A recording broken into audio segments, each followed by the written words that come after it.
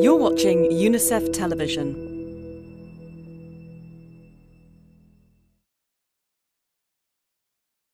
The first place we went to, I met a little boy who was coming out of a house that had no windows, where there seemed to be a lot of people around, and this little guy was curious and interested to talk to us. He said he was on his way to school. He said he was very sad.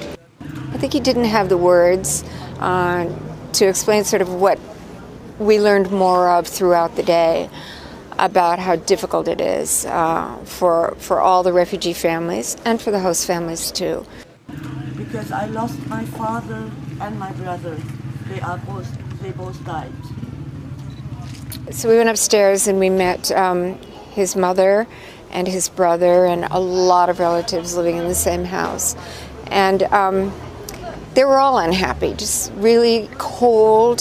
They didn't have enough fuel for the single heater that would heat their room.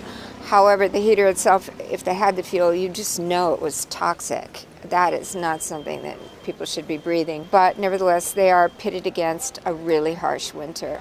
People here who have come from Syria have nothing. And so the next place we went to, I mean, that was just confirmed all over again. People saying, we have no coat, we're out in a tent. People had cobbled together some sort of shelters, and one had blown down. There was a little 15-year-old girl, pregnant, and there was her shelter. The wind had just blown it down. And what are the prospects for this child?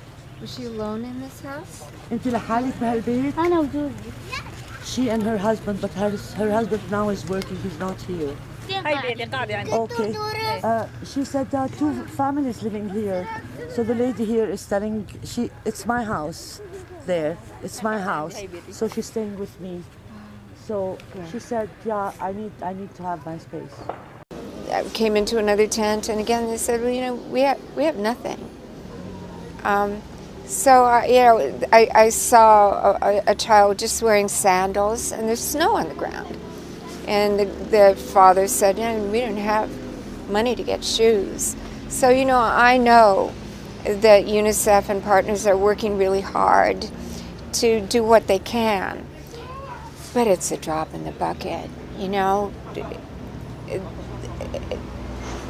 A lot of help has to come fast. I just don't see how people are gonna make it. You've been watching UNICEF television.